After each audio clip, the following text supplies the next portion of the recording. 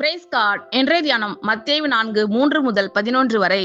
அப்பொழுது சோதனைக்காரன் அவரிடத்தில் வந்து, நீர் தேவனுடைய குமாரனே ஆனால் இந்த கல்லுகள் அப்பங்களாகும்படி சொல்லும் என்றான்.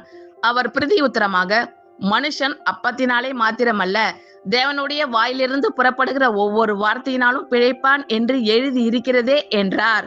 அப்பொழுது பிசாசு அவரை பரிசுத்த நகரத்திற்கு கொண்டு போய் தேவாலயத்து உப்பரியின் மேல் அவரை நிறுத்தி, நீர் தேவனுடைய குமாரனே ஆனால் தாழ குதியும், ஏனெனில் தம்முடைய தூதர்களுக்கு உம்மை குறித்து கட்டளையிடுவார், உமது பாதம் கல்லில் இடராதபடிக்கு அவர்கள் உம்மை கைகளில் ஏந்தி கொண்டு போவார்கள் என்பதாய் எழுதி இருக்கிறது என்று சொன்னான். அதற்கு இயேசு, உன் தேவனாகிய கர்த்தரை பரீட்சை பாராதிருப்பாயாக என்றும் எழுதி இருக்கிறதே என்றார். மறுபடியும் பிசாசு அவரை மிகவும் உயர்ந்த மலையின் மேல் கொண்டு போய் உலகத்தின் சகல ராஜ்யங்களையும் அவைகளின் மகிமையையும் அவருக்கு காண்பித்து, நீர் சாஷ்டாங்கமாய் விழுந்து என்னை பணிந்து கொண்டால் இவைகளை எல்லாம் உமக்கு தருவேன் என்று சொன்னான்.